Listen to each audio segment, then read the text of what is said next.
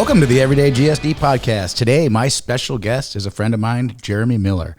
I'm going to give a little bio about you, but I don't want to get in too much detail because I want you to expand, and we're going to unpeel this crazy story of yours, this onion that you have.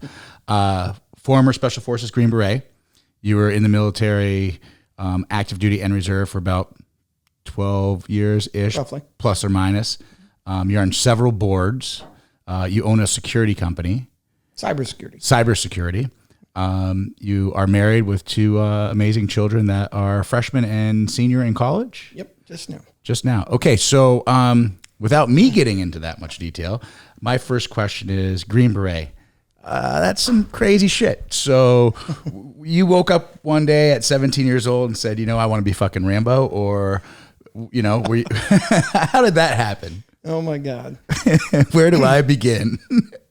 No, I did not. Okay. At 17. Actually, I was in the band. I was in the Army band. Okay. I started off as a trumpet player. I went to the School of Music in Norfolk, Virginia with the Marines and the Navy. Okay, hold on with that. And we're going to go into music later because you're also on for the local city that we're in. Carmel Jazz Festival committee, yeah. Yeah, the vice president of that committee. Yep. Okay. All right, sorry, I'm going to jump around a little bit. And as you guys see, we have the resident bartender. Jonica is back in town, and she's happy to serve us some nice white wine. I know you have a little sugar-free Red Bull there to give you a little energy. Oh, yeah. I had a little splash out there. And when I say a little energy, you were also in your we'll say healthier days, ultra runner, 200 miles, 100 miles, 50 miles. Yeah. You did 240 miles in the Moab. Okay. Yeah, no, there's a whole bunch there. We're going to go down all the, everyone who's, right now the listeners are saying, holy shit, this fucking Green Beret is legit. So let's go back. So you're in the band. Yeah, so I in high school, I wrestled, I pole vaulted, I played football early on, and I stopped playing football because I figured I wasn't going to be a football player, but I loved music. And music was actually really hard for me, so I gravitated to what was hard. Sitting in the practice room, trying to, maybe had early ADD or ADHD or whatever the hell it's called, right? So it was hard for me to do, and so, and I loved music, right? So I always thought I'd be a professional musician. Okay. So, like a singer or like? I play the trumpet. I love to play, and Okay. So love a good brass section, all that stuff. Yeah. So I go in the Army band. While I'm in the Army band, I was at Fort Benning. Okay. And our building was right near the jump towers. We'd play all the graduations for them and the Ranger School and all this. And, Desert Storm came, and, we're playing troop arrivals and departures. And I'm like, I don't usually sit the bench. Right? Well, there was nothing going on when I went in, so it was easy to be in the band, right? Yeah. So nothing happening. So I went to airborne school when I was there. But you're in the band and you're like, I'm going to go to airborne school. Yeah, they said, okay, good, go. So I did. I said, okay, cool. So I went to airborne school, cool. And then I was, when Desert Storm hit, I was like, man, I got to do something. I was hearing these people talking about going somewhere, doing something. And I was like, well, I can't just get out and say I was in the band. True story. This is, if I didn't live. And by the way, that's a fucking tough job, being in the band. I'm not knocking it. No, I'm just saying. Yeah. A guy who can't play an instrument. Yeah, no, I hear you. Believe me, I love my musician friends. Absolutely. It's a tough gig, but I thought I needed to do something other than that. Than when I got out of the military, than just say I was in the band. Right. Oh, I went to airborne school, but fine. So actually, I was going to go to Ranger School because it was right there. They were going to let me. Everybody said, fine, go. But I didn't have enough time and retention in Ranger School. So, and I was not going to re-enlist. I was done. I want to get out. I want to go to school. So little did I know at the time, because when you're young, you don't get the things that you're doing. You don't understand it. And I didn't understand it. There was people coming in that were already graduated college coming in to play in the Army band. And I'm like, well, I need to go to college so I can go out and be a professional. Well, no, they just coming to us, right? It's crazy. So anyway, I end up, my first sergeant said, hey, you need to go to PLDC. And I'm like, I don't want to go to PLDC. I'm getting out. And for the listeners, that's an acronym for? Primary Leadership and Development. Okay, yeah, perfect. Way back in, this was, I went in 88, by the way, so long time ago. Yeah. So I'm like, I'm not going to do that. I want to get out. He's like, come on. He just browbeat me for weeks. And finally I said, okay, screw it, I'll go. Jesus, leave me alone. So I go and I'm going there, and the Rangers are there, infantry. You know, this is Fort Benning, right? Home of the infantry and the Ranger battalions there. So, and everybody's doing their stuff, and Rangers are doing their push-ups and pull-ups before they go in, and so I start doing it. I'm hanging. I'm in the top 3%, whatever. Yeah. And I'm in the band, right? So I'm like, okay, this is cool. I can whatever. But while I'm there, playing the trumpet. Well, not then. Oh, okay. I mean, this is leadership school, right? Yeah. Okay. Yeah. Anyways, you asked, I'm sharing, right? No, that's why we're here. I want to hear it all. Yeah. So anyway, so I'm sitting there, and this guy comes in, and he's got this video showing, and these guys doing this really cool stuff. I mean, I'm like, dude, that looks cool. He says, it's only 3 weeks. I said, it's 3 weeks? He says, yeah. I said, well, if somebody goes and gets selected, can they get out still? He says, yeah, you can quit anytime. You don't have to keep going. Of course you can quit. Right. You don't have to keep going. I'm like, oh, that's cool. It was Special Forces selection course. I'm like, okay, I don't know what a freaking Green Beret is. Right. I have no idea. I promise. Right. Other than watching Rambo. So anyways, so I said, well, okay, fine. I'll do that. And then I can get out and I can say I did this. Right. Right. Even though I don't continue. Right. I mean, this was my mindset back then. Right. I mean, I love it. So he gives me a little training thing, and whatever it was on there, I was like, man, I don't know what the hell I'm doing. I better do more than what this says. So I was doing 30, 40% more than whatever it told me to do. Right. Because I didn't know what to expect, right? I didn't have the luxury of some of my other friends that were like, yeah, on day 5, you're going to do this, and day 6, and here's how you do. Yeah. I didn't have any of that, right? So anyway, so I get there, and I get the selection, and of course everybody's like, hey, what do you do? What do you, like, I'm a Ranger Battalion. I'm an infantry. I'm blah, blah. I'm in the band. And you just kind of see people like kind of back up a little bit, right? Like, let's go talk to this guy that's going to be here a little longer. Yeah, right? Yeah. And I'm like, okay, well, whatever, right? So I'm just trying to get along, right? Yeah. So days go by, bunks start clearing out. I'm just going one day at a time, right? I don't know what to expect. All I know is it's going to hurt, right? So I'm like, okay. So anyway, so this goes on, and we come to the end, and I'm still standing. Surprisingly, to be honest with you. Right. I'm like, whoa. And there's guys that have come back 2 or 3 times. I'm like, dude, I don't know how you did that shit. You're like, I'm not doing this again. I don't know how you did that, but I don't want to come back here again. Well, anyways, we're sitting there, and they even if you made it, doesn't mean you get selected. So they call out people, and they leave the room, and I'm like, they didn't call my name. I'm like, okay. They say, well, you made it. And then I don't know, just this flood came over me going, holy shit, now what do I do? Right? I'm going to get out. No, I had a blast. These dudes were fucking awesome. Yeah. Everybody was cool. Nobody bitched about anything. It was just awesome. Right?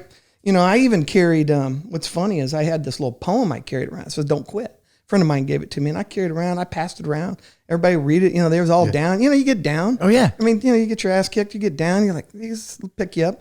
So, I think my attitude, just getting through this stuff was some of the things that got me selected, right? Right. So some of the things I might have lacked in field craft because I'd never learned it then, I made up for my attitude and my drive and things like that. Of course, field craft and stuff like they teach you that anyways, right? So it's okay, So anyway, so I made it through selection. I decided, well, they're going to up my rank, right? I can become a sergeant, go to the course. They're going to give me a bonus. I'm like, okay. So basically, I almost quit playing cold turkey right then.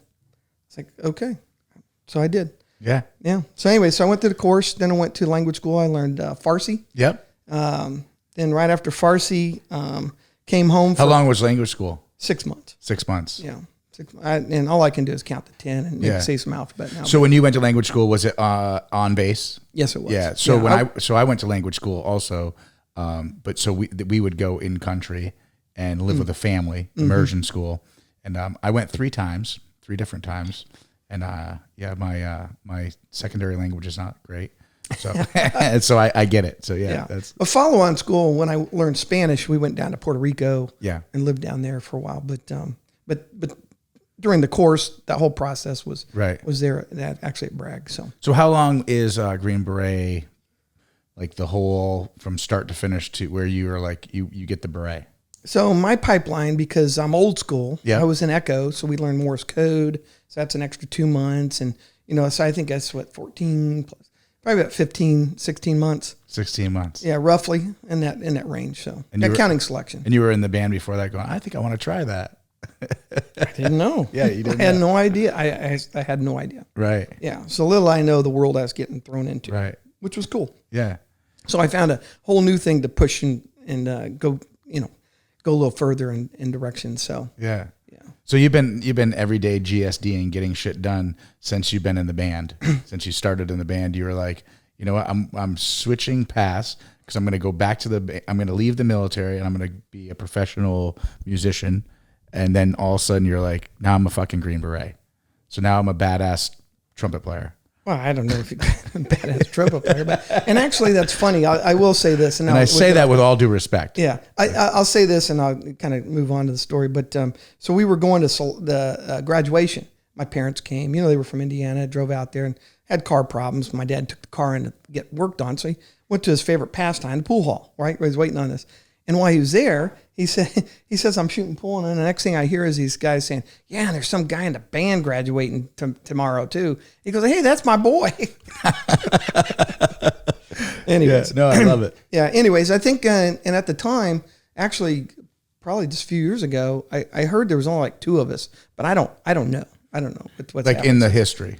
Yeah, but that could be way off now. I mean, things change. So and it might be spot on still. Could be. It could be. Whatever. But that's just part of my of my past, and I just gravitate to things that are a little bit harder. Right. Probably because maybe I'm not real bright. I don't know. I wouldn't say that. But I looked over your resume here. You're a pretty fucking smart dude. Well, I try hard. Yeah. How's that? I try hard. Yeah. I keep going. That's winning, right? Trying. Yeah, that's right. So how long were you? How long were you a Green Beret? So I was with 5th Group until almost 97. Okay. So, things were ramping down during that time period. And I was like, you know what? I can get out. Now I want to make money. Yeah. Right. Yeah. So now I'm like listening to Anthony Robbins and these other, people. I was already listening to Zig Ziglar and all this stuff. Yeah. Even before that. So I decided, well, if I retire as a sergeant major, I was looking around going, man, these guys got broken families. They're gone a lot, they're not making much money, retired. I'm like, I need to fix this now while I still can. So I tried. So that's what I attempted to do. Right. Right. So then it was about making money. Right. Right. So I go through that phase in my life and, I got in a real estate business right away. We were buying and selling and foreclosure sales, met some very good people in that business that have done very, very well now. And, ended up moving. I met my wife during this time period I got out. My wife was in medical school. Okay. And it's just how smart I am, right? I'll share this. This is actually a funny story we always talk about how I met her. So I met her on the way into church during my time period, my month before I got out of the military. And, we started talking. I said, what do you do? She goes, well, I'm in medical school. I said, well, my cousin wants to be a nurse too. Uh-oh. Oh, yeah. So I told you I wasn't real smart. So anyways, so I think she figured, well, this guy's too stupid to know any better. So so he must be good. So he must be.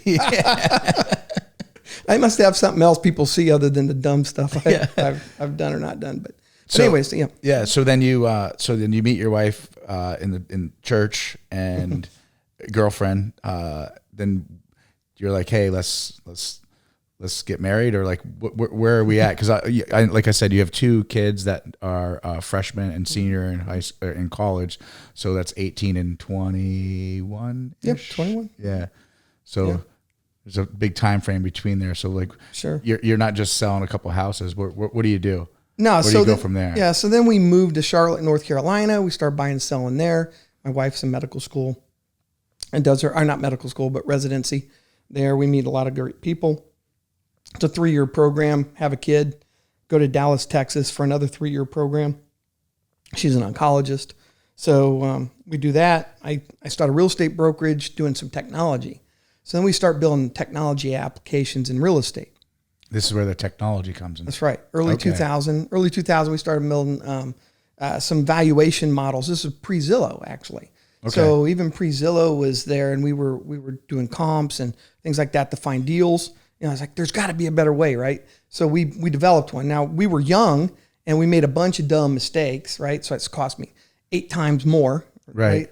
And longer time period. And then Zillow came out and we changed up and same things happened. I moved back to Indiana. Okay. We had family here, and I had now two kids. One of them was born in Dallas.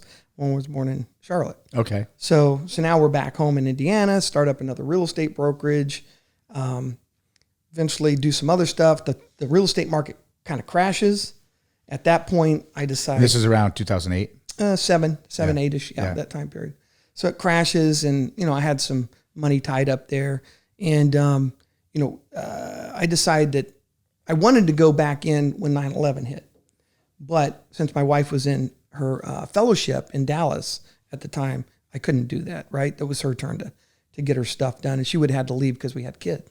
So so eventually this happens, and I decided to go back in. And I go in the Guard. I go in 20th Group, which is up in Chicago. Now, one thing that I missed was when I got out of active duty, I went in the Guard up in Chicago. Okay. In 20th Group Alpha Company. So you're a Green Beret in active duty, and then and just forgive me or for any of the listeners. So when you go in as a reserve or the National Guard, mm-hmm.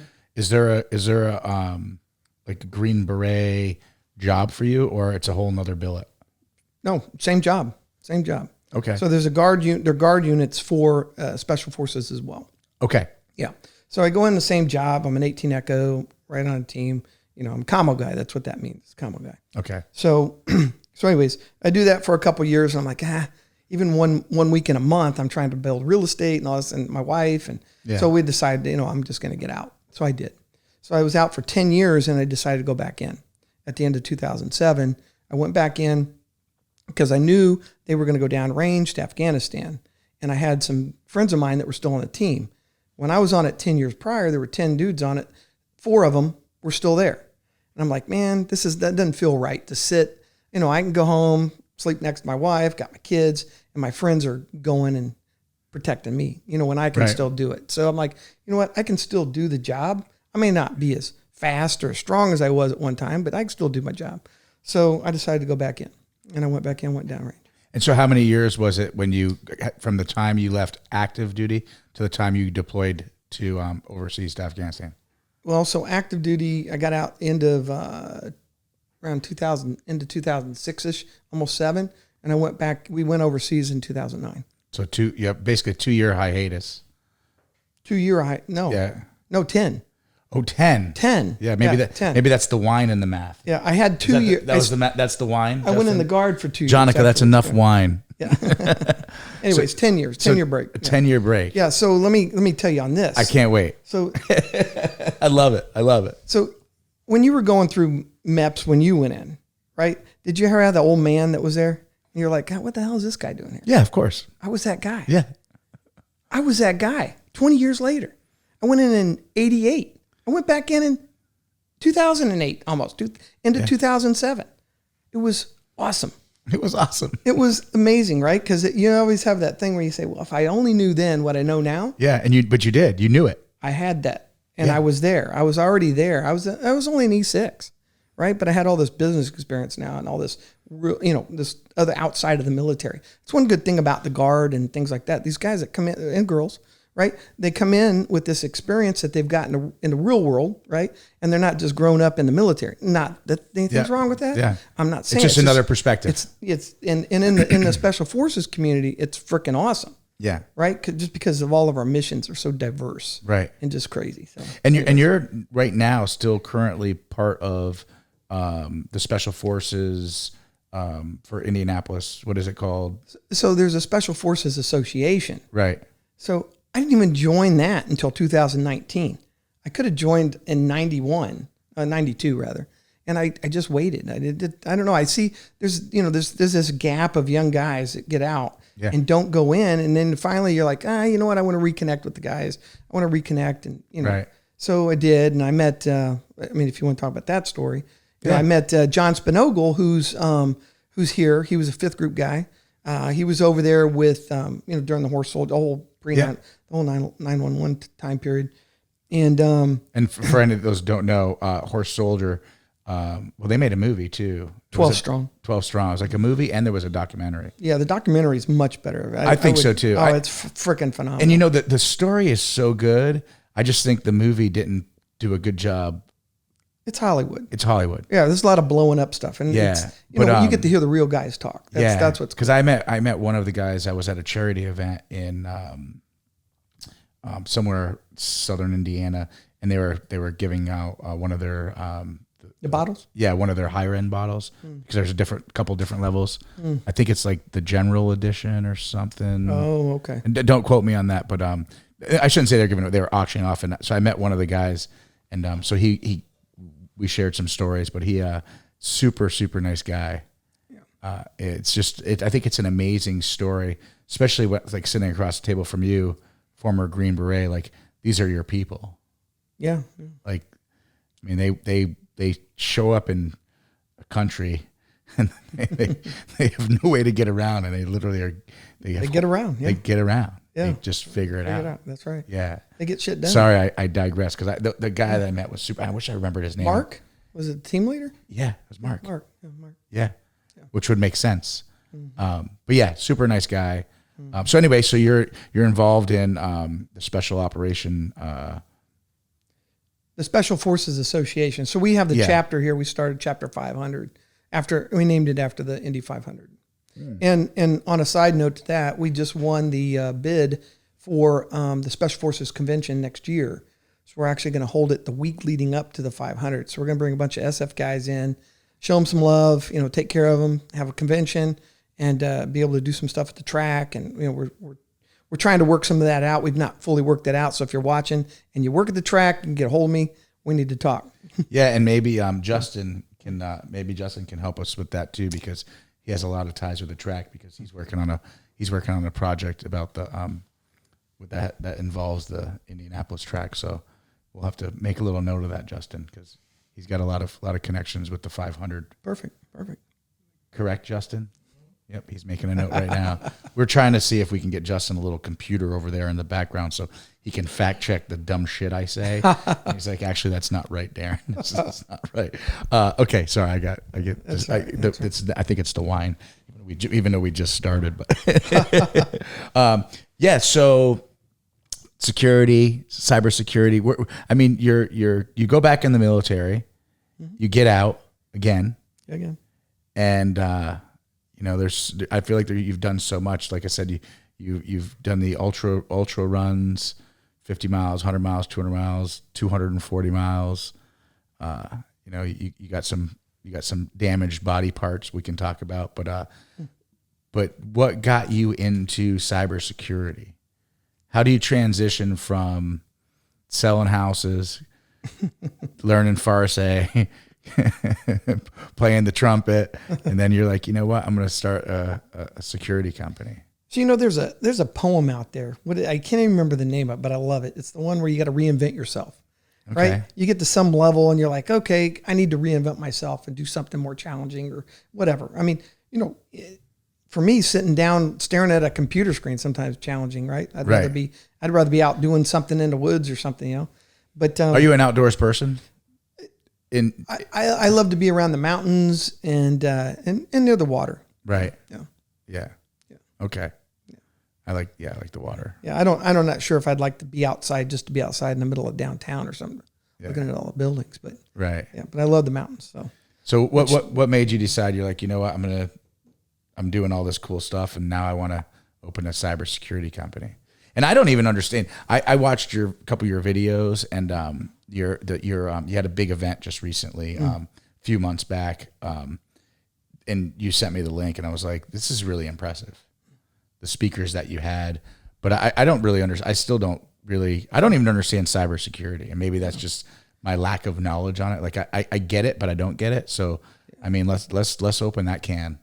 So from the beginning, I'm an 18 Echo, which is communications, and typically we deal with security for the team, right? Right. So when I went in, we had to learn cryptology, early cryptology. So we're using one-time pads, burn pads, right? We'd have a pad, and the base station would have a pad, and that'd be it. Nobody else would ever have these, and so we would have to encrypt our messages by hand and send them either by Morse code or some other fashion. And typically it's Morse code. So I always had that beginning of what turned out to be cybersecurity. Think of that is security. That's when you send something in your computer to another computer.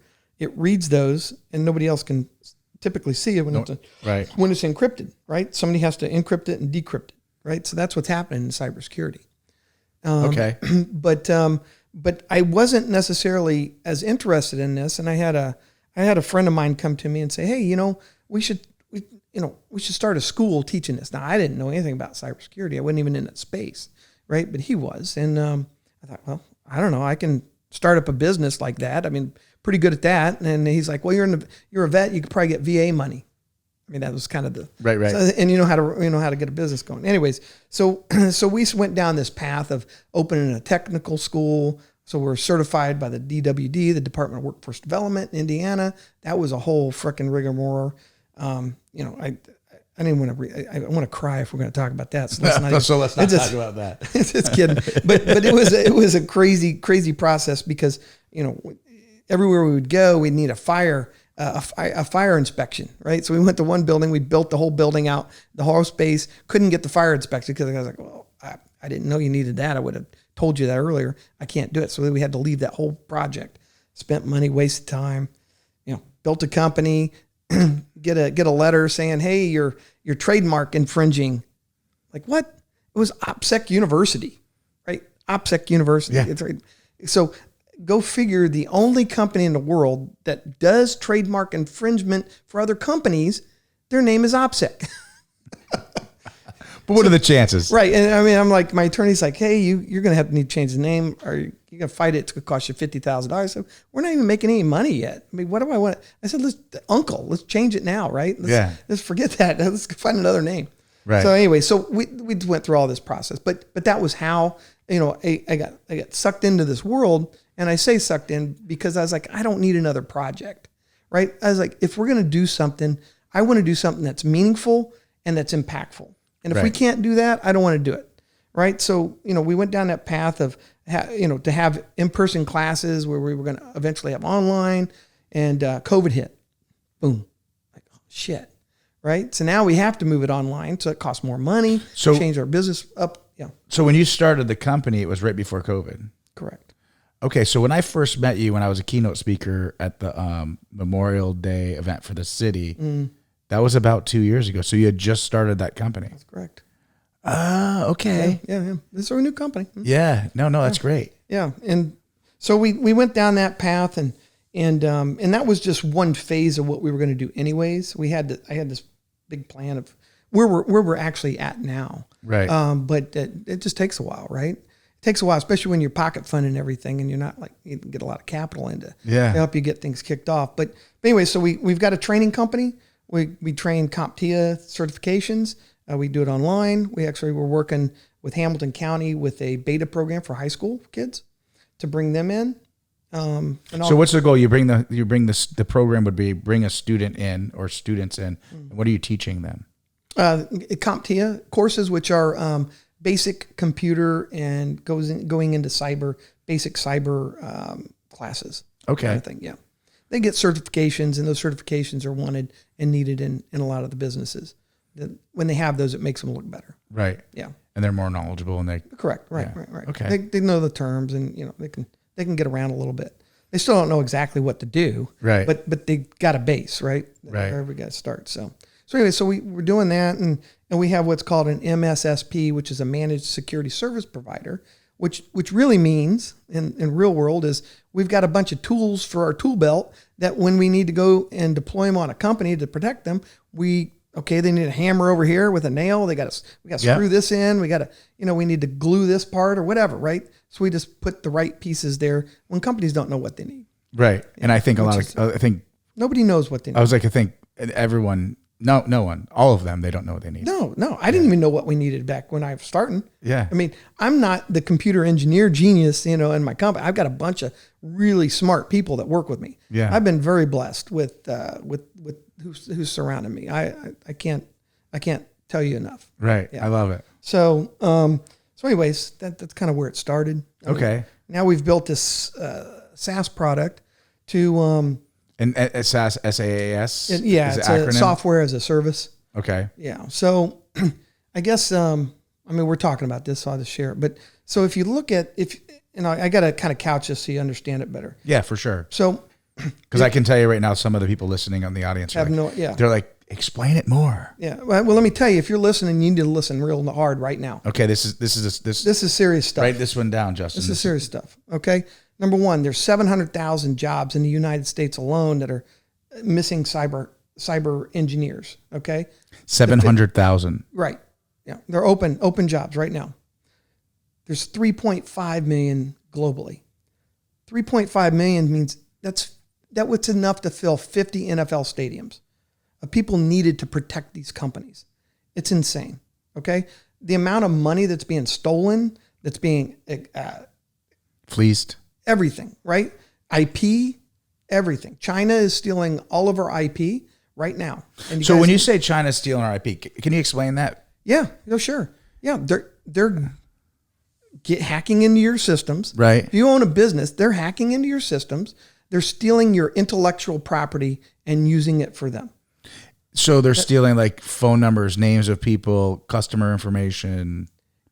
Yeah, well, that's part of it. Credit cards. That's part of it. But intellectual property is like, say you've got some certain things that you do that make your business secret sauce. Right.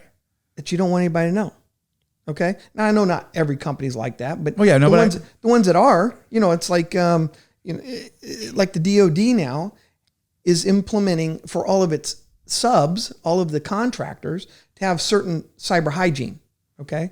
Call it CMMC, but that doesn't matter. But what really matters is they're tired of seeing. I want you to explain this in detail and here's why I say that, because there's someone listening to this show saying, you know what? I fucking want that job. I want to learn this stuff. Oh, they need. I want to be part of this. Yeah. And there's other people listening to this going, I'm so glad there's people that do this to protect us and our companies. Yeah. So please definitely explain. All right. Yeah. It's okay. You're not boring anyone. All right. Yeah.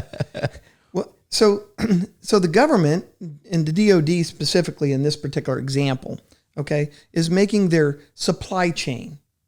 Okay, that's everybody that helps make their widgets, because the military doesn't make anything, right? Right. So they want them to be cyber resilient because they're tired of, as an example, seeing a plane that looks just like an F-16, but it's got a wing a little bit different because they stole our IP. So all of that money we've spent to build these things, they're doing it in less than half the time and none of the cost.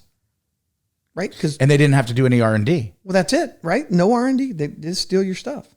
They steal it. They don't care. Now, you mentioned China, but is it, and I'm only going to throw this because of current things going on, is it Russia as well? Russia's too. Now, there's another thing that I learned just about about a month ago. So Chris Quebec was here. She was speaking at my event. Yeah. And if you don't know who Chris Quebec is on this, just look her up. She was called in 2012 to help the largest hack in the time, which was the Saudi Aramco hack. Ukraine called her in to come and monitor the cyber hacks against nuclear facilities. Justin, are you listening to this fucking shit here? Okay. This is a whole nother, what'd you say? Yeah, this is a whole nother show, man. This is wild. No, keep going, man. It's crazy. I thought we were going to talk about like trumpets and the Green Beret, and we're like, this is no. You know what? That stuff's kind of interesting because it's. Oh no, it's great. That got you to where you are. No, yeah, keep going, man. Yeah, keep going. But what's really interesting for your audience and for anybody listening is we're in trouble, and if you got any inclination that you want to help still protect this country, jump in this fight now. Period. We could stop now. Just do it. Oh, anyways. Yeah, but we're not stopping now. We'll keep going. Right. So Chris was called in from Ukraine, from the government, to come over there and monitor this stuff. Okay. And, well, anyways, so. And he's calling on all of you. Stop what you're doing and get in the fight. Continue. No, it's true. It's true. I love it. No, I swear to God. So anyway, so Chris, a friend of mine, so she has to E&E out of Kiev because she was there when Russia came across, right? It's not very far from the border, by the way. So they had to get out. She's told the story. She told it at our event. And because you and I are prior military, a lot of listeners aren't. So if you use an acronym, use it, but then say what it means if you can, or I can jump in. But she had to get the hell out of there. Yeah, there you go. Let's bring it down. Okay. Right? Yeah. So she had to get out. So anyway, she got out and she made it into Romania. I think it was across the border. And I'll wrap this story up a little bit tighter for another thing that some people may know. So during this time period, Maurice Creek, who was a basketball player from IU, was there. Okay.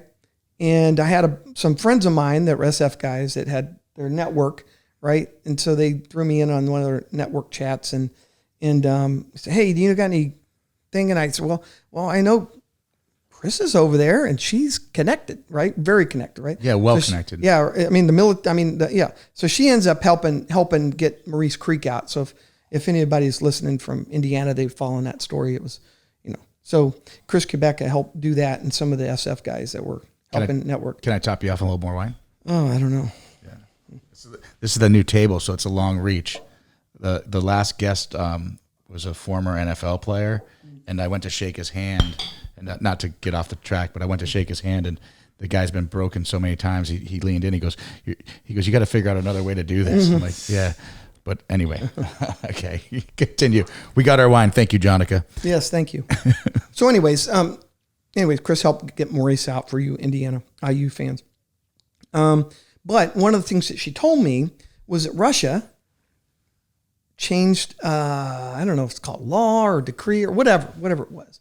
But they were like, if they're not a friendly state or country to Russia, it's okay to hack them. What? They opened the floodgates for every one of the hackers in Russia that they don't care. And on top of that, if you find something interesting, they will pay you for it. The government will. So, yes, it's not just China. It blows my mind because we can sit back in our house or in our office and we're on our laptops and, you renew your Norton antivirus or, and you're like, oh no, my stuff's safe. And you're passing information back and forth. And then, I've had several conversations, not in this depth with you, but when we started talking about some security stuff, I kind of just scratched my head because it's a world I don't know, but I understand when you explain it to me, it makes sense. But I think that people just take it for granted when you say China's stealing our IP or Russia's stealing our IP or you need to have better firewalls. You need more security, because the future wars aren't fought on the ground. No, they're being fought right now while we're talking. Right. It's happening. Yeah. It's happening. Yeah. It's been happening, not just, It didn't just start happening. Right. I just wook up. Yeah. Right. Well, you're going to wake up. I woke up before, but I'm just saying. Do you think you got involved in this because, and I'm spitballing here, but do you think you're former Green Beret? You can agree or disagree. You're a badass, right? I said you can agree or disagree. It doesn't matter. That's not up for discussion. But you're a badass. You fought for our country. You left the military. Went in the National Guard, which is still the military. Sorry, shouldn't say it like that. Yeah. And then all of a sudden you realize there's a fight going on and some of your brothers are still in it that were active with you. So you said, fuck it, I'm going back in. Then you go into one of the worst places in the world to help out your team guys. And then you get out and, you could be just chilling out in Indiana working down at Anthony's Steakhouse, which is a beautiful restaurant, by the way, if you ever come to Carmel, Indianapolis or Carmel, Indiana. But instead you're like, you know what? I need to do more. So you get into this cyber security. Because I always said, I've introduced you to a couple of my friends. I was like, yeah, he owns a security company. And I think of security like when I was a contractor overseas, working for, a government contract company. That's what I think of security. And you've corrected me several times, even did it at the beginning of the show. You're like, cybersecurity. And I'm like, oh yeah, that's right. Cybersecurity. Oh yeah, no, fucking cybersecurity. It's a big deal. It's a huge deal. Yeah. Yeah, it's a huge deal. So I think your question is, I think that my past and what I've done has led exactly me to my question. Want to be, yeah, of course. 1,000%, right? Of course, 100%. Yeah. So, and what's funny, and you learn, I don't want to say you taught yourself this stuff, but you proactively made sure you learned it to the best of your ability, so you you could stop it or help prevent it. Yeah, no, I've spent a bunch of money to learn, right? Yeah. To understand where we're at, building a company so we can get the right people in. And it's all about that. And I'll make one more point on that is. Oh, make more. Yeah. Yeah. One more point on that is, you know, it was almost 10 years after I got out that I got in as well. Almost. Like, so I don't know if I got this 10-year itch, right? So you figure, well, you can make money, but if you just make money, it doesn't mean anything. Yeah. Side note, hold on that because you say we've talked about this before. Jesse and I, you know Jesse, and Jesse's been on the show. When's the first time you went to the VA after you got out? For which part? Just for anything. You were like, you know what? I got to go get my VA ID and I'm going to do this. Was it years later or did you do it right away? I probably did it right away. Okay. Because, I find that a lot of us, for lack of a better word, older guys, we wait because when we get out, we can do everything on our own. We don't need any help. We're good. Yeah. And then all of a sudden you realize these resources are there for you. Mm-hmm. And then once you take advantage of these resources and you utilize them, then you see your other veteran buddy and you ask him or her, hey, do you use the VA? And they're like, oh no, I heard horror stories. I'm like, no. Dude, that's a great place. You need to go there. Fucking great place. Right, yeah. Exactly. Anyway, so I wanted to ask you that because I found for me it was several years later when I was like, why don't I go to the VA? And I went down there. It was like a little kid going to MEPS, right? So I walked in and I saw all these older, more like had people from, you know, Vietnam era and then the other wars. And I'm like, wait, am I even allowed in here? Like, what am I supposed to do? Right. Anyway, I want to continue on the cybersecurity though. Okay. Because it's very intriguing to me. And anyone who doesn't like cybersecurity who's listening to this episode and is like, get off the cybersecurity talk, go fuck yourself, because I think it's really important. Okay. Yeah. We'll talk about it. Yeah. We'll talk about whatever you want. Yeah. So keep going, man. So back to your point. Yeah. Then. Okay. So cybersecurity is unconventional warfare. Right. They're kicking our ass.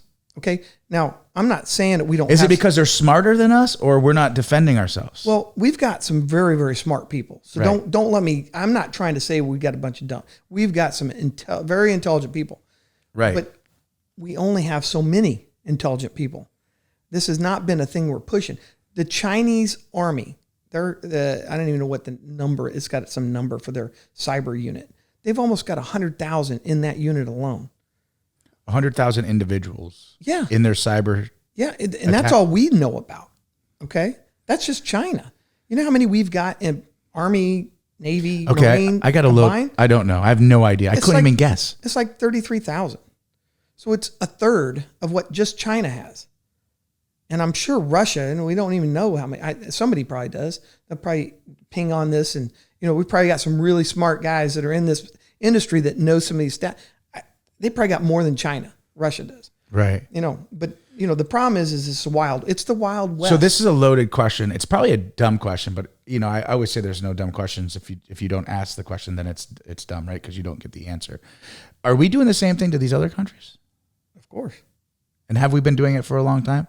Of course. Okay. Now, so I'm not in those units, but I'm just saying correct. No, I would say that would be hypothetically. You're making an assumption. A very good assumption. Yeah. And so, at what point did we fall behind? You already giggled. You already know where I'm going with this. You know, at what point did we fall behind and not make that continuing to be a priority to grow that? Because it's a special operation unit. Right. Yeah. I look at the site, forget what kind of company I have. Right. Okay. That event that you talked about. Yeah. You know what that event was? It was so we could celebrate those unsung heroes in cybersecurity. Right. And it might have seemed, you know, on the outside, it was self-serving. It was not. I'm bummed out that I missed it. I had a prior commitment. As I told you, I wanted to go, but I checked it out online. I was extremely impressed.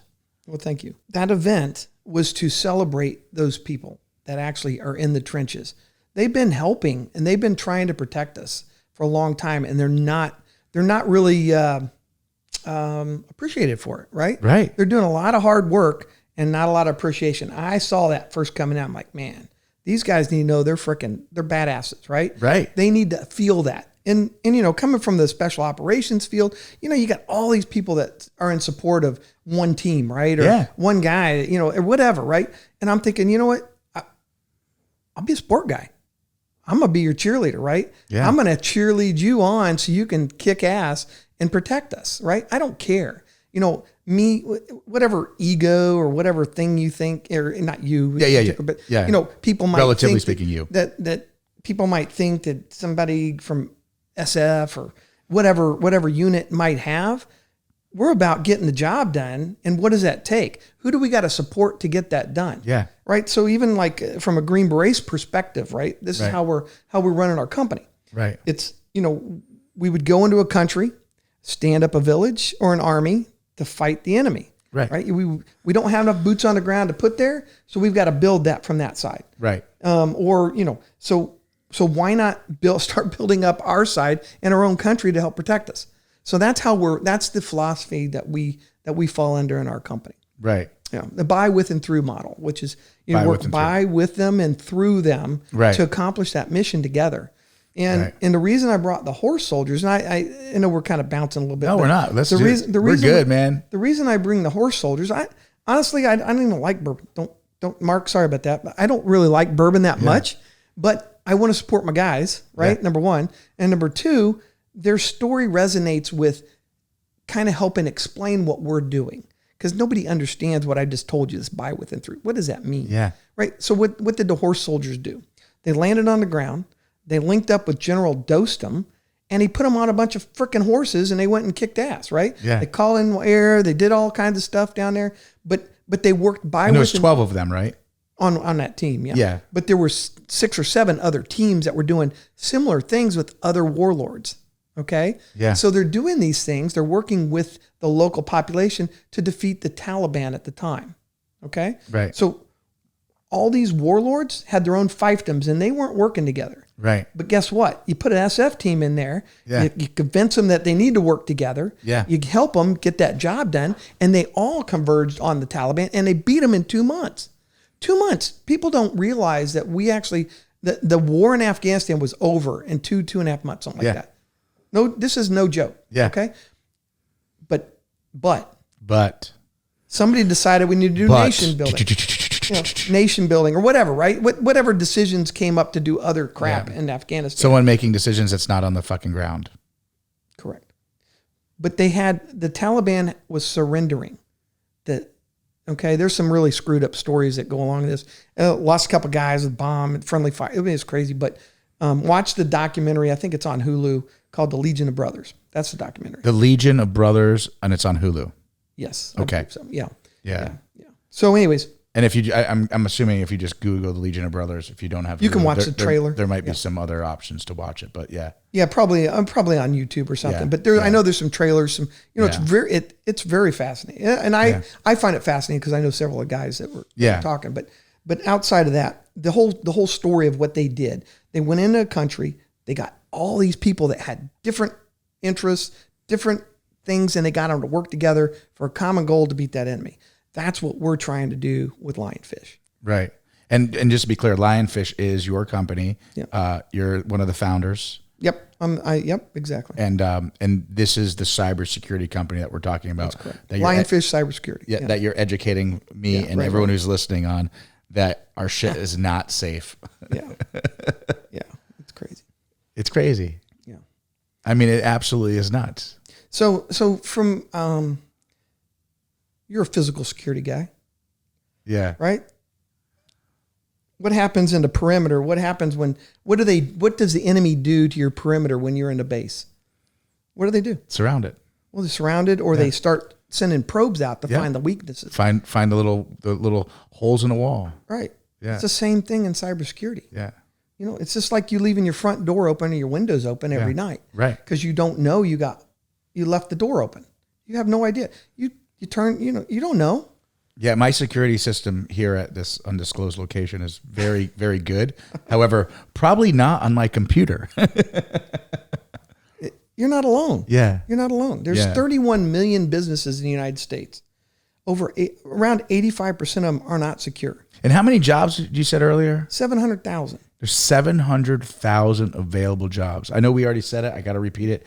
It's wild to me, and we have such a. I don't know if this is going to be the right way to say it, but we have such a good younger generation on computers they love computers. They're good at computer stuff, right? Well, they can get around an app they got. Yeah. Because they learn it. They want to learn it, right? Right. Yeah. So there's such an opportunity for them to go and be in this field of work that can really do good for our country.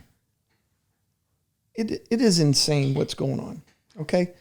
I told you 700,000 jobs are open. Most of those jobs are mid-sized to enterprise companies. Those mid-sized enterprise companies will not ever help those small businesses. And there are more small businesses than there are enterprise and mid-size. An example, Indiana has 120,000 businesses.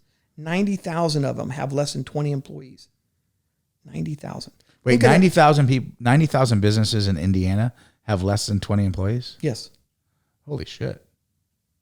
Yeah. Now look, I guess if you think about it, it kind of makes sense because there's like, for lack of a better word, the garage business or the mom and pop business, right, Justin? Yeah. See, this is my business. Sometimes has one employee, but sometimes has 600. Yeah. Yeah, if you're in production.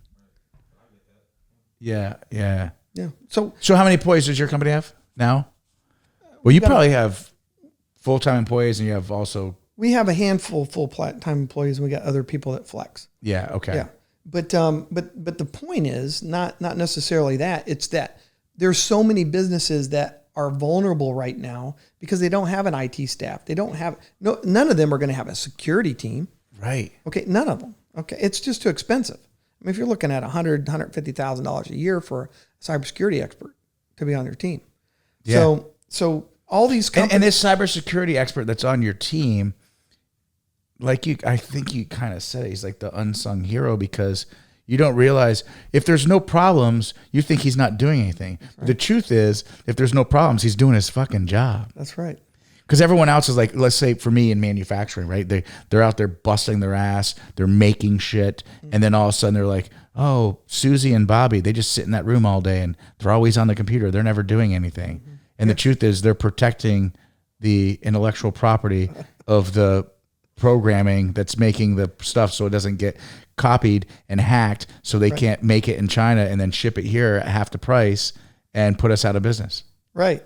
Yeah, it's almost like... Was that a good example? Yeah, that's a very good example. And as a matter of fact, I'm learning. I'm learning. You made me think of me sitting at my computer. Not that I'm doing the cyber side of it. I'm doing the business side. You know, my wife looked at me like, hey, we still got grass to cut. We got to, I'm not doing the physical stuff. So she doesn't see what's happening. Yeah, you didn't do shit all day. Exactly. I'm like thinking, holy cow, man. I just closed this. I was talking to, it doesn't matter. So right? do you like the sales side of it? I don't like the sales side of it. I like the side of educating people about what the problem is so we can solve it.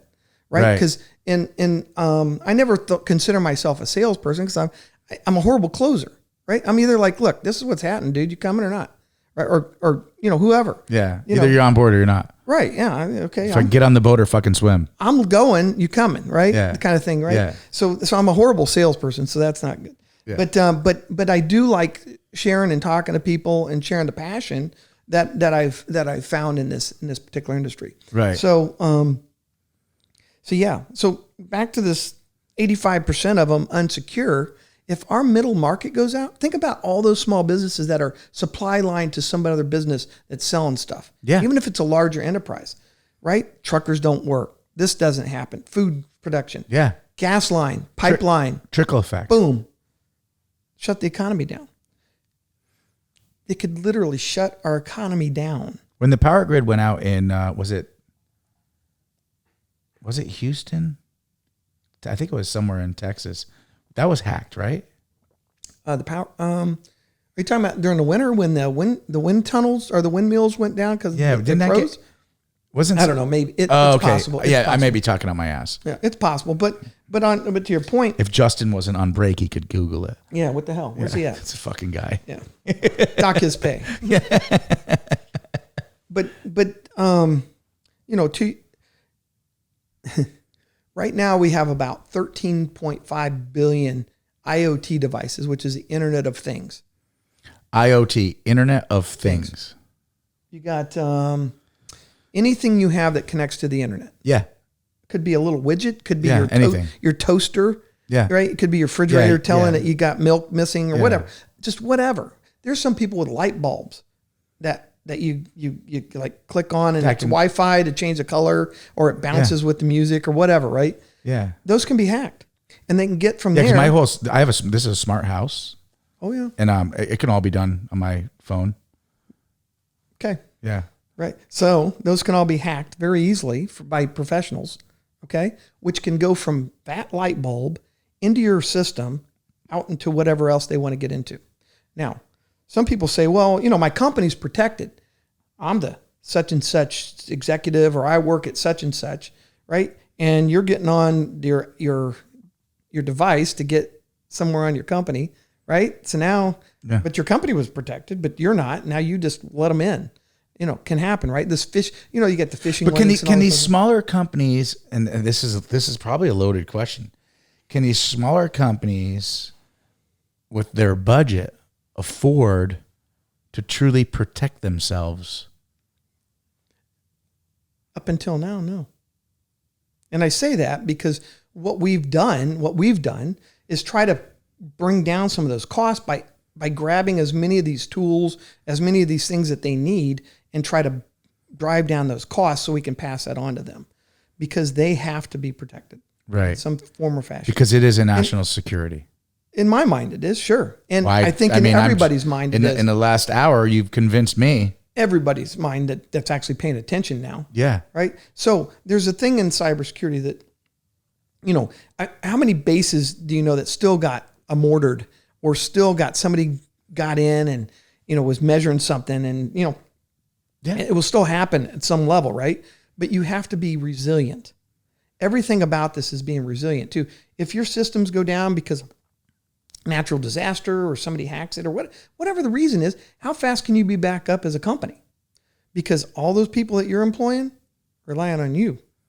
And if you can't do it, you own your company. Yeah. How bad would you feel if you couldn't support your people that have been there from the day one, loving you and giving you everything they have, and you go, sorry guys. So when my IT department says we got a backup, that doesn't really mean shit, right? Well, it could. They got to be making sure they're encrypting it. Yeah. Right. How long is that backup? I mean, look at it. Look at things like this. You can have a backup, but if you have a virus or what's called 0 day in that, or something inside that backup that's sitting there, right?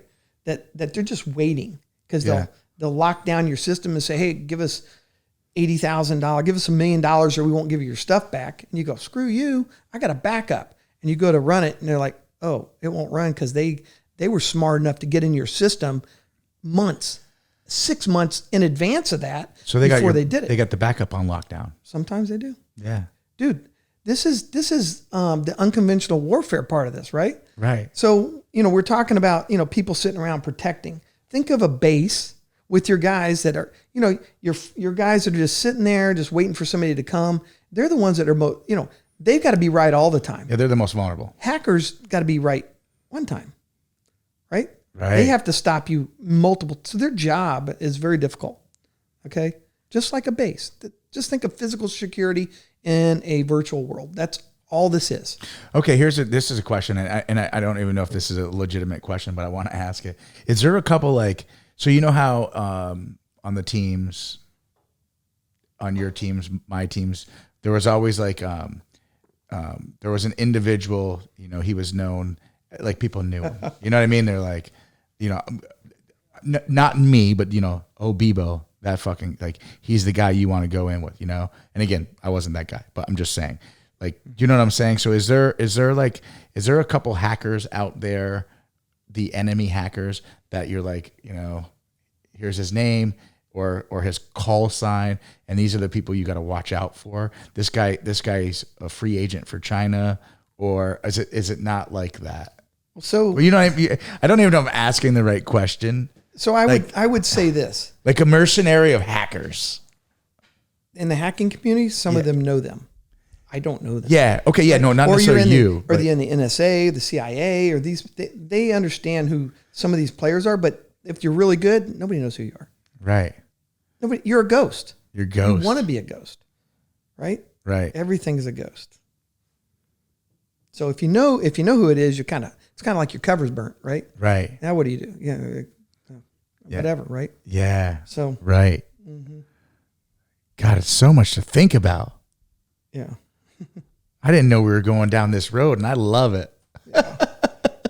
Yeah. So it's pretty scary, and so there's a lot of people now that are like, hey, we need to build up this base, right? These kids in high school. That's why we started a beta program in Hamilton County, right? We're going to figure out the best way to do it. It's online, right? We're not necessarily meeting the students face to face because we can't scale that way.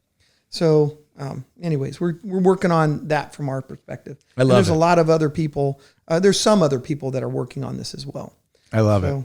Okay, we're going to move on from cybersecurity. Yeah. No, don't be sorry at all, because I kept you going. You kept looking at me, and you didn't want to say anymore, and I'm so intrigued, and I feel like we could go on for hours about it, but and maybe we'll have to have you come back on and just talk about cybersecurity on a cybersecurity episode. If we do that, maybe I'll bring on a couple of my really smart people that can take you down some roads that you won't. Well, I don't know. You took me down to several roads, so I'll take you high level. They'll they can drill in a little bit deeper. I love it. But no, I appreciate, because when we talk about this show, Everyday GSD, obviously it's about people getting shit done, right? Mm-hmm. And so from a young age, you had goals and vision of what you wanted to do as the doors opened for you. It wasn't like you woke up and said, I want to be a Green Beret. Mm-hmm. You didn't wake up and say, I want to run a cybersecurity company. Right. The door opened for you, and you said, you know what? I'm going to go to selection.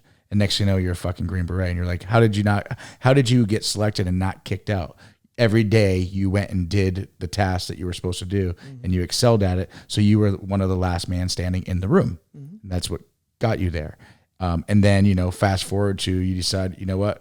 I love you, honey, but I'm going back in because I have to. That was a tough conversation, by the way, but yeah. Yeah. I mean, share that conversation with me. Oh, yeah. She didn't want me to go. Of course not. Yeah, right. It's your wife, man. And she's like, you're going to go over there and get fucking killed. That's exactly right. And I said, no, I got to go. And I did. Yeah. And my kids she respected that. My kids were 10 and 4 at the time. Ooh, right? Gosh. So it's the worst time to go. Oof. But here's the other thing. My kids had never. And at this point, is she a doctor? Yeah. Oh, yeah. Yeah. She'd been practiced for a while. Oh, and she's just like, she's talking to her other hospital people, and they're like, what the fuck's wrong with your husband? Well, right. I mean, no support staff. Yeah. The Guard doesn't have a support staff. Hey, looky there. So, Jonica, what were you doing? Spewing spiders at us. Yeah. So, so she had to readjust her whole life. We had to get a nanny, all that stuff. But my kids had never experienced what my active duty friends. He'll edit that out. Yeah. My active duty friends have to do on a daily basis, right? Right. They're gone, the wife, whoever the spouse is at the time, however that works, but they had to go through that. They had to understand because, one of the things that you figure out is if you're not there, it's kind of gone, just like cybersecurity. And I've noticed that even. I wasn't there, but I was thinking about it because I was going. And I understood they were gone, and I knew my friends were there, but I was doing my day-to-day thing. It wasn't in my zip code. It wasn't in my backyard. Yeah. And this is a problem we have in general, okay? And so, even when I got back, I was back home, right? I'm back home. I still knew things were going on, but it just wasn't at the forefront of my mind, right? Yeah. So, and that's the same way with cyber, because it's just not beating you upside the head, and you're not looking at it every day. Right. So, they're just, okay. You're not looking at it. You're not paying attention. And it must be crazy for you because you're in that world and you're in it daily. So when you see, sorry, we went back to the cyber. No, I got it. I've got it though, because it's wild to me, right? And anyone who's listening who does not like cybersecurity is like, I thought this show was going to be about this Green Beret, and he played a trumpet. Well, they didn't know that until the beginning. Yeah, exactly.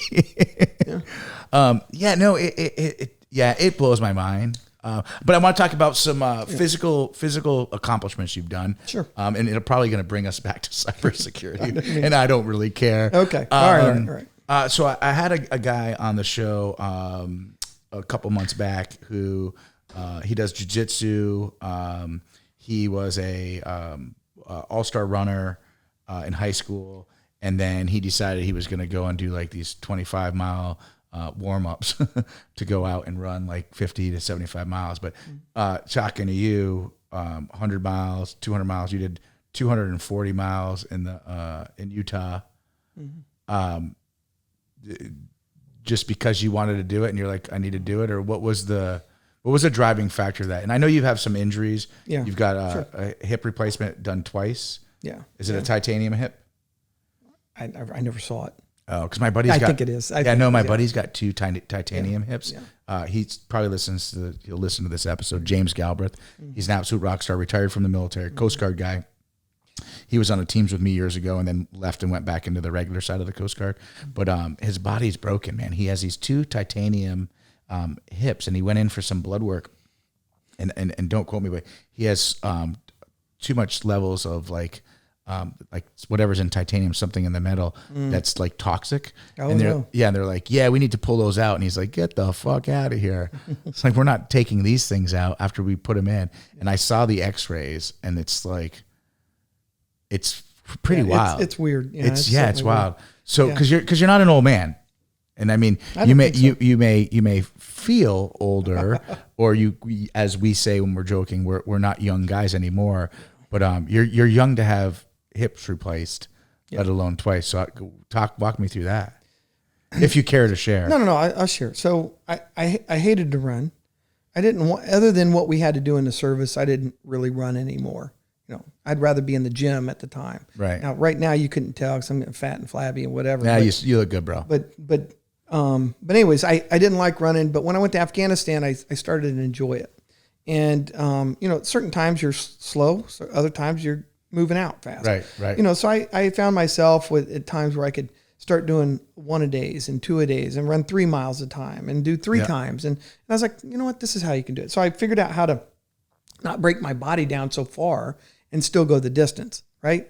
So I was doing that for a little while, and I got back, and my cousin goes, hey, I'm doing these crazy ultra runs. I'm like, what? Ultra runs, yes. Yeah, I'm doing these ultra runs. I'm like, what are you doing? He's like, I don't, I'm like thinking, that sounds cool, right? I'm like, that sounds hard. I'm not doing anything now after I got out for a year or two or whatever. And so he said, hey, I'm going to go to this coastal challenge down in Costa Rica. It's a 7-day staged race. So you get like 20 to 30 miles a day. I do like Costa Rica. Oh, yeah. It was beautiful. Well, I saw things you wouldn't normally see, right? We're back in the backwoods the whole time, not just in the party areas. No, I've been all over Costa Rica. Oh, you have? Okay, yeah, for sure. Well, yeah. I'm sorry. Yeah. outside the military piece. Yeah. So I go down and do that, and I had a great time. It was great. We had some really elite runners come with us. And usually you start with an elite runner and you never see them again because they're done. They're back home showering, sleeping like 10 hours before you get done. Right. But they're there because we're all in the same place, got to talk. It was just cool. So we did that, and I decided I would do so I was going to do a half a marathon. That's all I wanted to do. The mini, right? Yeah, I did. And I did the mini, and right before the mini, the week before, I told my cousin, I said, I think I'd like to do a marathon one day. Out of the blue. He says, well, there's one the next weekend after the mini. I said, really? It's a trail marathon down at Gnawbone, Indiana. It's called Dances with Dirt. It's pretty cool. A very nice setting and everything. They do Don't you do an event down there with the motorcycles for the charity? Is that somewhere else? Oh, okay. Never mind. All right. Anyway, sorry, I was trying to talk to the producer. Yeah, no problem. Anyway, so they do a mini, a marathon, a 50K, and a 50 miler. Okay. And I'm like, okay, I'll go do a marathon. So I do. I mean, the next weekend I didn't train any more than for I did for the mini, which is pretty shitty training anyways, to be honest with you. So I kind of show up and I muscle through it, and I'm like hurting, and I'm like blah, blah, blah. And I'm hurting where places where I never thought I'd hurt, right? Because I never ran a marathon. Right. And it's in the woods. It's trail. So trail marathons are harder than a street marathon because you're going up and down, and it's not all straight. Anyways, we did that, and after that, he had done a 50 miler. I'm like, hell, he fucking did a 50 miler. I want to do a 50 miler, right? I said, well, yeah. And he says, well, I said, well, I'd like to do a 50 miler now. Right after that, he goes, well, there's one in 6 weeks. And you run it in a row, just to be clear. Oh, yeah. Yeah, you don't run it for 10 miles one day, 10 miles the next day. No, you do the whole thing. Yeah, you do the whole thing. Yeah. So anyway, so he says there's one in 5 weeks, 6 weeks up in Michigan, in Hell, Michigan, through Pinckney National Forest. So I literally ran through hell and back. Literally. Yeah. Anyways.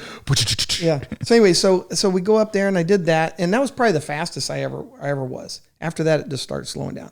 So after that one, I had issues with my IT band, my knees, my feet, everything. And I didn't know what I was doing. I didn't know how to run. And I'd been running all my life. Right. I had no idea I didn't know how to run. Yeah. And those things come out with that kind of distance, right? Well, yeah. Well, I don't think your body's made to run 100 miles. Well, it is. Actually, it is. I believe you because you fucking ran it. But this body's not. Well, I'm just saying I'm fast as shit from here to across the table. Yeah. Well, but you are built to run, except for when you do it wrong. And I was doing it wrong. I believe I was a hill striker and all this crazy stuff. Anyways, so for 3 months, I couldn't even go very far. I couldn't even go half a mile because everything would hurt. And then I decided to do a 100-miler. I didn't finish it. I failed at several 100-milers for multiple reasons, right? So nutrition, all kinds of stupid things. I'm the guy that wrestles, that tries to muscle everybody and gets worn out by the time the guy with all the technique just kind of like goes, yeah. And you're like, oh shit, that was, all I had to do was that. Yeah. Anyways, I was the muscle guy, right? So I was always better than average, but never really, really good, right? So that I kind of carried that philosophy into the ultra running, right? I was like, I can make this, right?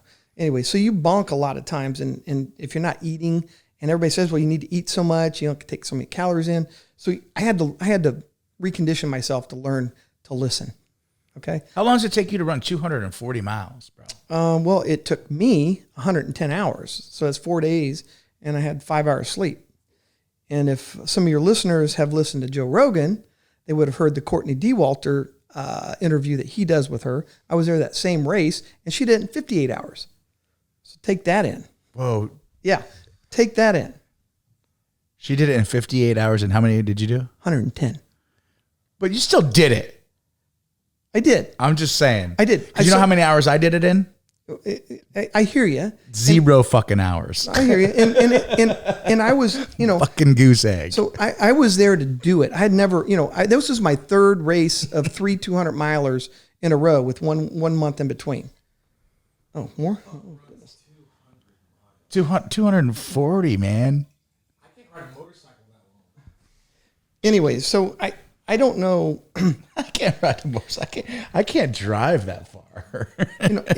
Thinking about it, and when I think about it now, and I go, wow, it's like another lifetime. It's just like going through selection or whatever else these things you've done in life. You're like, I really did that. But is that what caused your hip? Maybe. I can't admit that because if I do, then they'll say that was dumb not to run that. But I will say this. I will say this. I found out that I need a new hip because your hip damage was from the military. Well, there you go. See what I did I there? love it. Yeah. It was a little longer time, so I can't say that. But so I'd actually torn a labrum, and I didn't even realize I had a labrum in my hip. Ah, I do know that. I've ripped my labrum in my shoulder and had that repaired from being in the military in Afghanistan. Yeah. I've done some other stuff in my back. Come down to Panama with me, bro. Yeah. Get that stem cell. Well, I was almost going to go for that. When they were in there, they said, well, you're going to need a new hip eventually. Your cartilage is starting to miss. I'm thinking, that's what I was going to do. Yeah. It's like 20 grand. I don't got 20 grand right now. The VA will do it for free. Yeah. And I can go get it done and be back out doing my thing. That's what I was going to do. I was like, get this done. I got to hurry up and get out. Right. So anyway, so that happened. Sorry. Yeah. But, but I will touch on this because, some of your people watching this, right. And even you doing 200 miles is it's a different beast, right? There's a lot of great runners that go 100 and they go fast.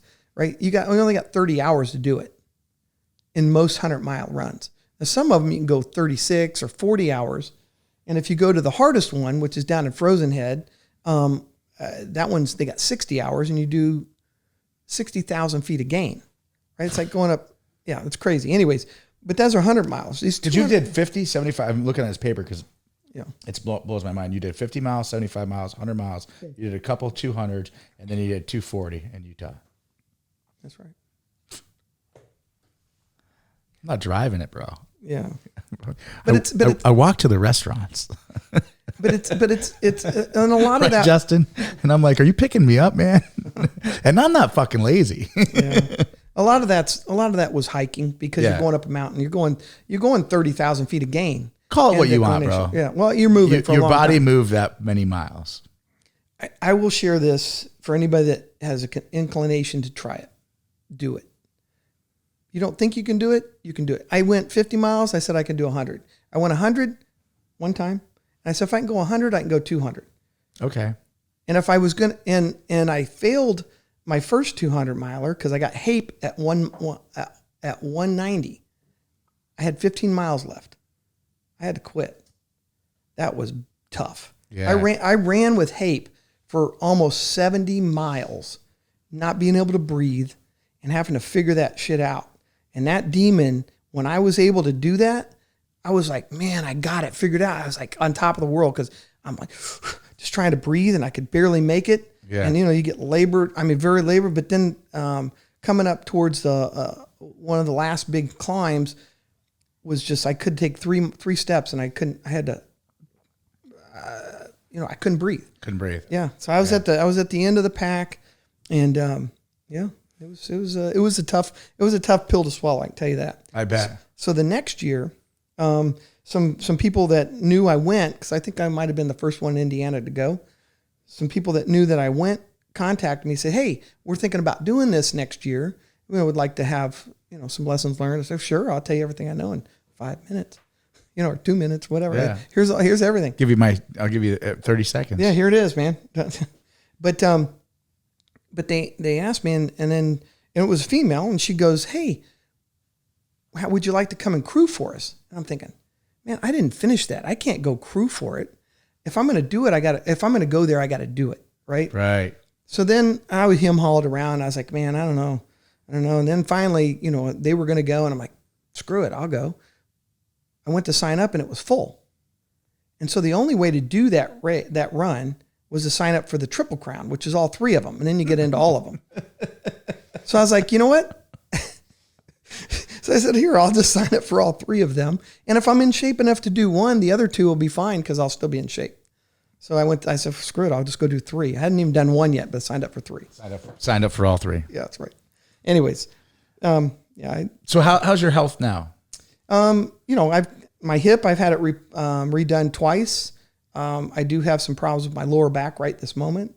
I can't remember if it's called excrusion or something. Anyways, where the disc kind of pokes out of the first and then the last barrier, so it's kind of sticking into my back. Like a tail? I think so. I don't know. Whatever. They say that I don't know. They say that the body starts to it looks at it as a foreign object because it's not encased right. Right. It tries to do something, so it causes inflammation and swelling and all this other stuff. So yeah, I haven't done much. I mean, a couple months ago, actually, I did a 50 miler. It was around here. Had some buddies of mine, 20th group. Okay. They were somewhere else, and they were doing a 50 miler. And my buddy who runs who's the sergeant major of the company now, he said, "Hey, we're doing this. If you want to do it virtually with us, you can get the buckle." I'm like, I'm getting that fucking buckle. Yeah. Like, this is a cool buckle, right? Right. And no, they're never going to have it again because they're only going to be in this place once, right? I'm like, I'm going to. So that was interesting. So I'm doing this, and I forgot my daughter's prom was the same day. Sorry, how do you do it virtually? I was doing it here, and they were doing it there. Oh, okay. So they were in a And little Justin location. just asked how you do it virtually. Yeah. Right. I was out on the street, but it wasn't out. I was on like the Monon and I was just walking all around whatever I could to get 50 miles. Yeah. Yeah. So I'm out there and I'm thinking my daughter's got their prom. And I'm like, oh shit, how am I going to work this out? Right. Cause I got to be there for photos and all that other stuff. And I got to finish this cause I'm not going to fail this. Right. Yeah. I'm getting that buckle. This is so I was fortunate. I had several friends come out and just kind of hike with me a little bit. It was more of a hike really for me, but they'd come out and hiked with me for a little bit and they'd trade off. And then another friend of mine's like, "Hey man, you better get back and shower." I'm like, "Shower? I don't got time for, I got to finish this." And I said, "Well, I need to find out where my daughter's going to be so I can figure out how I'm going to get there, hiking there in time for her photos." He goes, "You're supposed to get photos with her. You need a shower and you're like," so I was like giving him pushback and he's like, "Dude, she's only a senior once, man."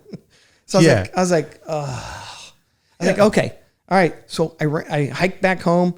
This is 40 miles into it. Hike back home, shower real quick, drive out to where she's at, take photos, drive back to my other buddies waiting on me to finish the last 10 miles. Right. That's amazing. Yeah. So anyway, that's the never quit attitude, right? That's that that you're instilled with, right? I mean, that's what it is. You sign up for something. Obviously, you didn't make a couple of those runs, but it was because physically your body couldn't go anymore, right? Yeah. And it's like when we're talking about when you're a Green Beret, when you were a Green Beret, obviously you're still a Green Beret, you're just not active, but you'll always have that title. And then in the cybersecurity world, which I think we went into great depth, which I love, but I think it's the mentality of that's your everyday GSD lifestyle that you live. You're not a quitter, and I appreciate that you tell the story about the opportunity for these younger people, because there's so many jobs available, and the need for what you're doing right now with your security company, your cyber security company. I gotta remember to keep saying cyber security. I'm so it's so much in my brain of security, Sure. but the cyber security. But I feel like we could go on for hours, but I know you've got places to go. So I want you to know it was an absolute pleasure having you on the show. Do you have anything? I've got one more thing for you before we wrap it up. Do you have anything you want to add to any of the listeners, either about cybersecurity, about your personal journey in life, or tips and tricks to anyone that wants to get involved with any of the stuff that you do? Yeah, I think there's one thing that I'd share. Okay. So, you always hear exactly what you say, right? This is no quit attitude. But you know what? People get beat the hell down, right? You got to figure out how to get back up. I've been, right. I've tried things. I've failed. I keep trying, but I fail a lot. Right. Okay. Failing's okay. Well, I believe so. It is. Right. Failing and not going back to do it again better is not okay. This is my point, right? But that the vibrato that everybody has, that I'm just I'm all this or all that. I'm not all this or all that. I just don't know how to quit. Right. And I fail a lot to get there. I fail forward as much as possible, and I failed back. Yeah. Right. So if people get raw and real about things, it's tough. And, coming from this injury, which is nothing. I got friends that lost limbs. Absolutely. I mean, all kinds of crazy stuff. And those guys come back more resilient than ever. And I'm like, man, I'm a little freaking wimp talking about my issue. Right. Well, seriously. I mean, when you start putting it more in perspective of these issues and these things that we have in life. I'm a work in progress, man. Right. I think we all are. Yeah. So. Yeah. And I think that's a great lesson. I think people can listen to this show. And I honestly, I think people are going to be blown away about the cybersecurity, and maybe I'm fucking living on Mars and everyone else is way more up to speed on this than I am. But I think it's amazing what you're doing with your security company. Is there a way people can reach out to connect with you if they want to learn more? Yeah. My email's Jeremy@Lionfish Cybersecurity. Okay. Are you on social media? I am Jeremy Miller, and I'm in Indiana. Yeah. So you can find me on LinkedIn from there or whatnot. Okay. But yeah. So LinkedIn and or on the base of your video whenever you put it out. Yep. My contact information. Okay, perfect. I love it. I do have a little something for you because, as I said, you are an everyday GSD guy. So I've got a nice, and I'm just gonna slide it over to you because this is the new table. So I got an everyday GSD hat for you. Okay. And I also have an everyday GSD shirt for you. All right. And if you look on the sleeve, when you're out in a restaurant, there's a little QR code, and someone's going to ask you, they're like, what's that mean, everyday GSD? And if they got kids around, you don't have to say everyday get shit done, but you can. Depends on how old the kids are, but you can say, hey, scan this code. They can go to YouTube and then subscribe and then follow and then listen to this badass podcast that you're on. Oh, and then hopefully they enjoy it. But hey, Jeremy, you're awesome, brother. Thank you so much. Thanks for having me. I appreciate it. I'm going to lean over and try to do a handshake here. I wasn't able to do it on the last episode, but there we go. Thank you very much. Yeah. Listeners, again, I guess I can't say any much more about Jeremy. Straight up American badass. Thank you, brother. I appreciate everything you do. Yeah, thank you.